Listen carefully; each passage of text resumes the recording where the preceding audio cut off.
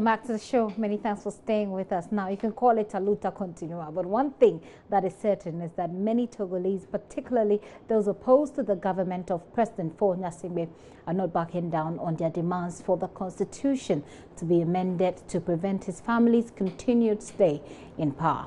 The opposition has indicated it will embark on another major demonstration on Friday, following similar ones over the weekend that reportedly claimed about 7 lives. As you know, 27 protesters, including leading members of Togo's opposition PNP party, have been placed in police custody following Saturday's deadly riots. JoyNews' Favor Nunu has just returned from Lomé. He joins me in the studio. Favor also, yesterday we spoke to him and he indicated to us that there was relatively calm in the capital, but he's been in touch with people on the ground. Favor, you're welcome. Thank you very much, Katie. What is the situation? Has it changed? Well, you'd say it's a bit fluid. Okay. Because it's still developing. There may be some progress with regards to the peace that will be expected, and then there is going to be some retrogression again. What we're seeing today happening is that it looks like the opposition have actually started marshalling forces in preparation for a mini demonstration of sort that will happen in Togo. On Friday. But there's going to be a nationwide strike, so that all economic activities, they're saying, would have to come to a halt. That is for supporters who are in favor of the protest and the campaign that the opposition PNP and the other opposition groups CAP 2015 have launched. So if you're in support of the call for constitutional rule, the return of the 1992 constitution, then Friday is the day for all these Togolese to stay away from work. And this is part of the PNP strategy to mount more pressure and intensify the calls so that the government can listen to the calls of the citizens as far as restoring the 1992 constitution is concerned. You were there yesterday. Did you get the chance to interact with any of the people on the opposing side or people who are demonstrating? Indeed, I was able to speak to quite a number of them. What did they tell you? Two things happen when you try to engage with them. It's either they suspect you, are worried that you may be a spy of sort who is trying to collect intelligence, and later on they may be going somewhere and then someone would come after them. And so one, they're very careful who they speak to. Now, if they open up to speak to you, the point that comes out clear is that they are unhappy. They are unhappy about the entire situation in Togo as regards to the fact that they are not free. One thing that they pointed out, which I queried, was that they say they enjoy a lot of economic, opportunities. There's jobs. And the people who actually argue about, for example, clearing your vehicles from the ports. People would rather go to Togo because it's quite free there. So what really are their concerns? Is that they're just tired? That's the point. And so the economy really is stable and everything is okay. And they confirm that indeed Faure Gnassingbé's government has done well in the area of the economy. But all they want is a change. For them, the father, Eyadema, has been in power. He had been in power for 38 years. And then here comes the son, who has been in power for another 15. And for them, we just need a change. And also, because they maintain there's been a lot of repression and the disregard for human rights. They don't enjoy freedoms. Media freedom is actually stifled. As a journalist, we had to leave our camera crew and our vehicle and everything behind the border. In fact, Ghana's immigration officers actually advised us that you would go into Togo with a branded vehicle at your own risk and flying a camera around at your own risk. The police will pick you up, and before they release you to us, they must have brutalized you, because that's what happens. So as a journalist, you have to be careful how. So freedom really is stifled. It is against that background that they are calling for a change in government. Interesting. Tell us a bit more about their demonstration on Friday. What exactly are they going to do, and will it be replicated in Ghana as we saw over the weekend on Saturday? Okay, so this demonstration has been dubbed Dead City Operation. It's a dead city operation that would be replicated all over Togo. So from Lomé to Sokode to Agoy, everywhere in Togo. Now, beyond the fact that it's been captioned Dead City demonstration or operation, what will happen is that they are saying that everybody who supports them from 6 a.m. in the morning to 6 p.m. So teachers, nurses, doctors, whoever you are, as far as you support the cause of the opposition, then you lay your tools down, do not engage in anything. As regards to having it replicated in Ghana, I should think that it is indeed a possibility, because of course there is a Togolese community, a huge Togolese community here in Ghana, and also following events and the fact that they've been in nexus with all of the happenings inside Togo, they would definitely want to participate of sort. But of course, it will not have an impact on Ghana, and so there will be no need to necessarily stay away from economic activity. But then, for the Togolese and staying away from work, as far as this strike is concerned, it means that the government will feel the pinch and the pressure, so that if public servants do not turn up at work, if that it will affect productivity. It would affect productivity. But that's if they're all going to. That's if they're all going to comply. Because we've seen it happen recently in Kenya, where the Kenyan opposition called for the people to stay away from work, but they say, well, we don't want to lose our jobs. We'll see how that goes. I'll so engage Favor finally, but before that, yesterday he spoke to some people in Togo. Let's hear what they had to say, and then when we come back, we'll wrap up our conversation.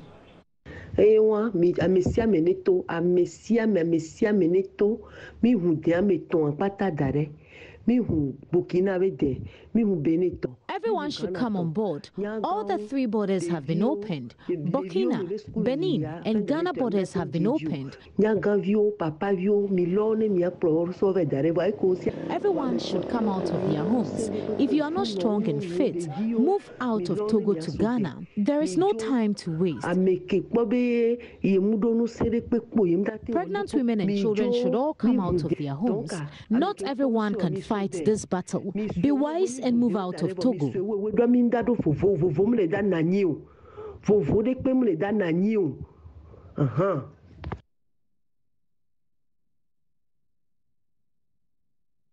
Okay, so that's a woman speaking on the basis of anonymity to Favor, speaking to you yesterday. We also know that there's a certain Gabon twist to this. Yes, so today what happened was some of the supporters, at this time around, it was the ANC. So you're already seeing the PNP come up. There's the CAP 2015. There's also the ANC. The ANC supporters actually stormed the Gabonese ambassador's office there. Or the embassy yes, itself. The embassy itself. Right. And according to them, it is to ask Ali Bongo to stay away from the politics of Togo. It is uncertain how they link him to this, but according to him, he's sort of implicated or sort of involved in all of this interest that Fonya Singbe has. So they're basically supporting the president. So he can extend his term in power. So we can actually have a listen to them whilst they were at the embassy.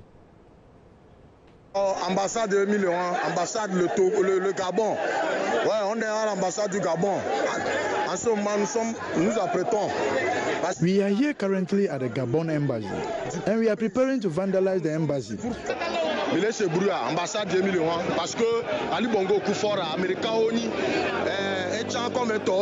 we want to stop the president here, so we are here getting ready to destroy the embassy, because we believe Ali Bongo is also complicit.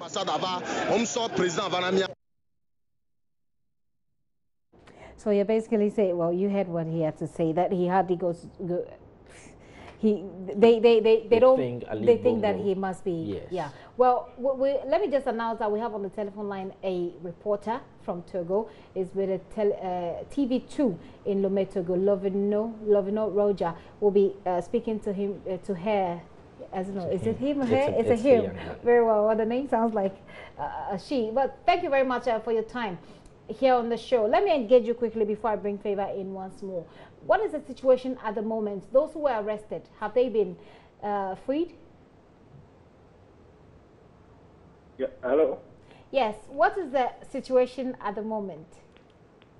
Yeah, let's say that the situation at the moment is not a complicated situation as we thought it should be. People are going to their work as usual. But what we hear is the coming days, because since the parties held a conference today, as far as what they are saying or what they conclude at that conference is concerned the coming days. This is what we hear. If not, people are going to their work as usual, but it's only in night there are some hours that we shouldn't go out because security is there. What did the people say, the opposition, when they organized a press conference?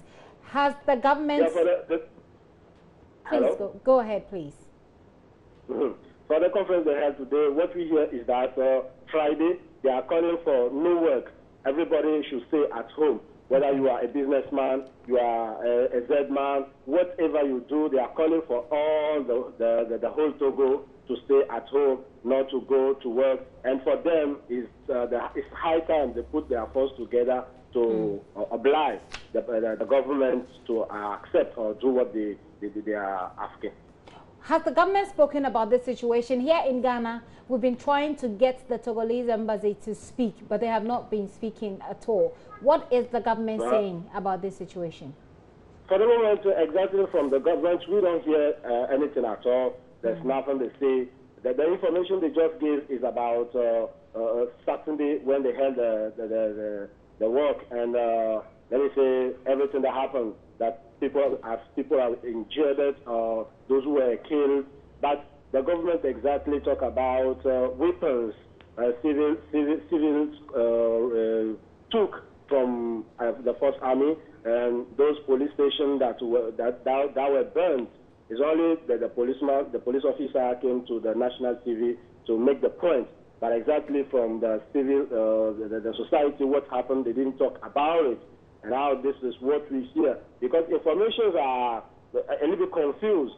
The government say this, the political parties are saying another thing, or the party that organized the work is saying another thing. So we don't know exactly what will happen in the coming days. I don't know if you have spoken to your colleague, your countrymen, some of your countrymen. I don't know if you have spoken to them, but do you get the sense that they will comply to the strike that has been announced for Friday? Well, the situation is that this matter is taking another level.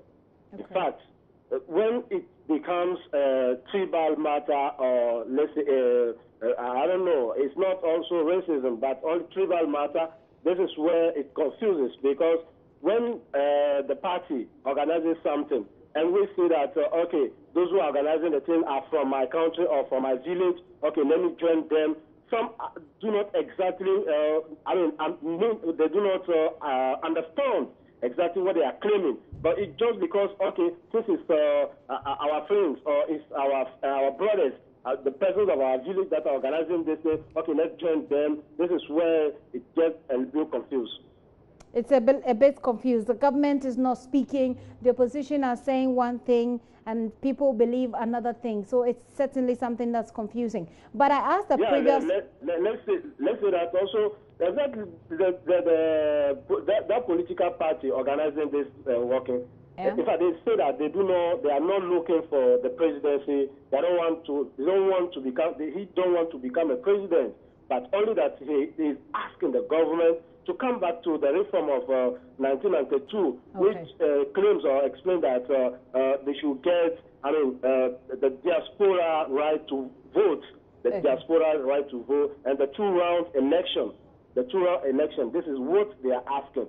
But the government does not talk about it. The government is saying nothing, but just what they say is that if ever somebody gets into the road that he's working, and it doesn't receive the okay of, the minister in charge of social affairs or police affairs, they will chase them.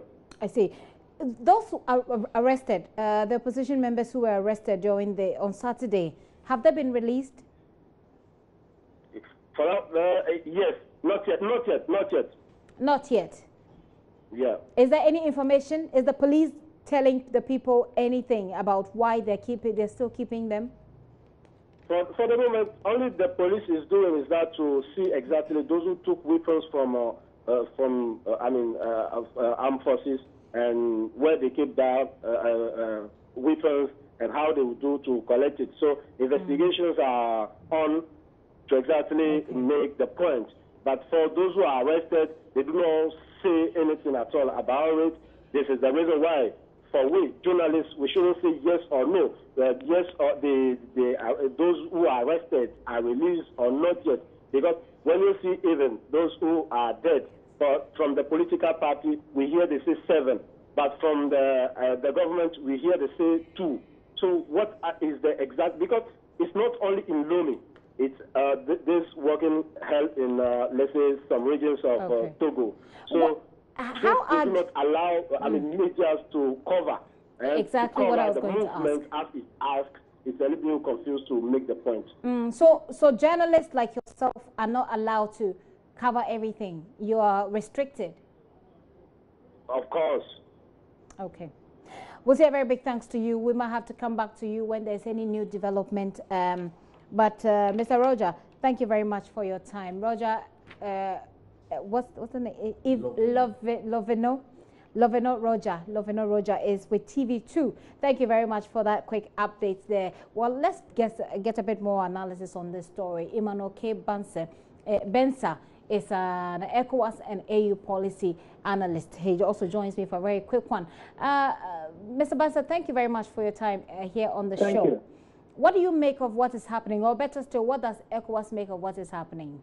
Well, I can't talk for ECOWAS. Okay. Because I don't work with ECOWAS.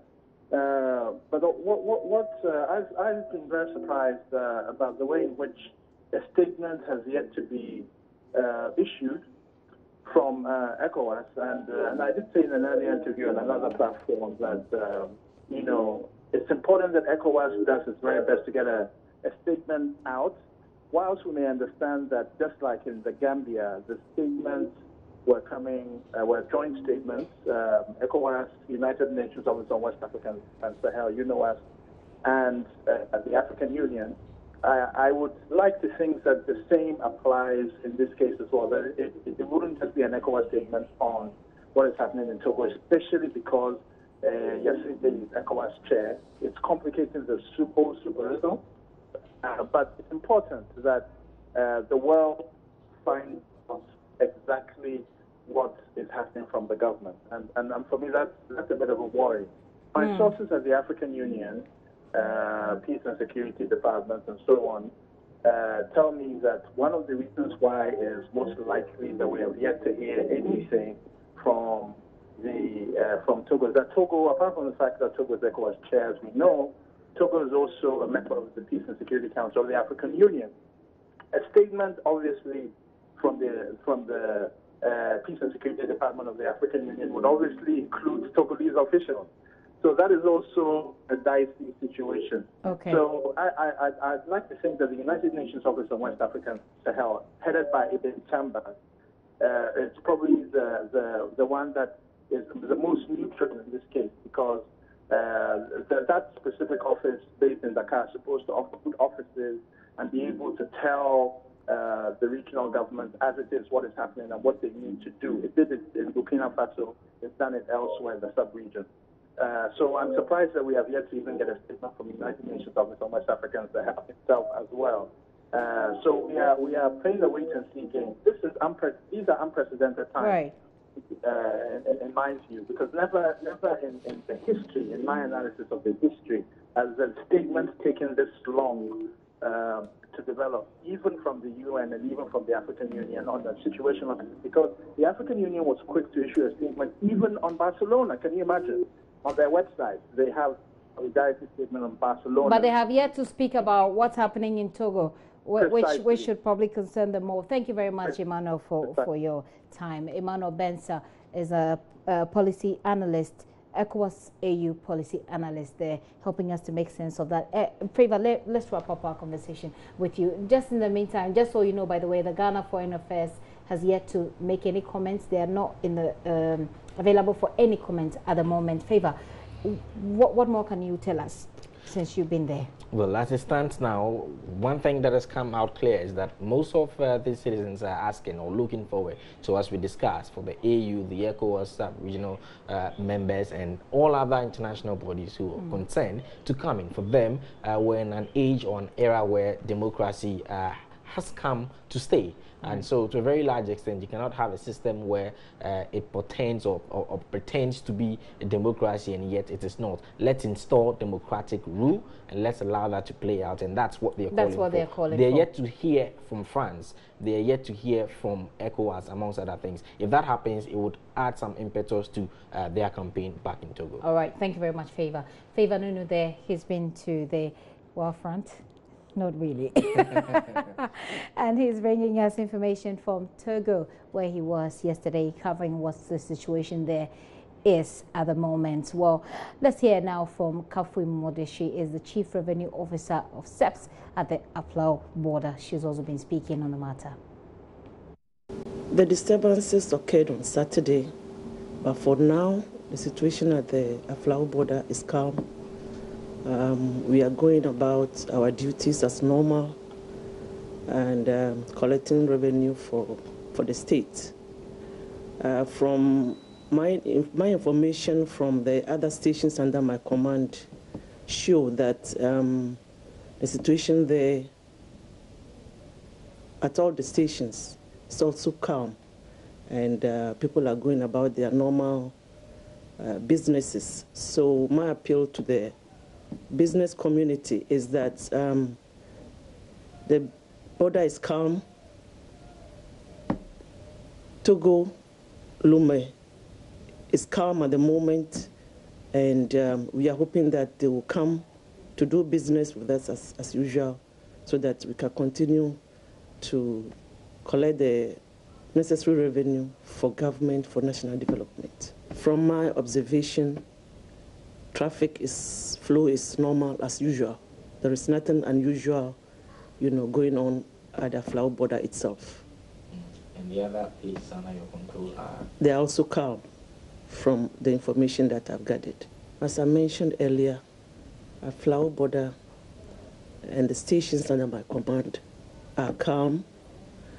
However, my advice is that they should also monitor the situation and listen to news so that they can be guided accordingly.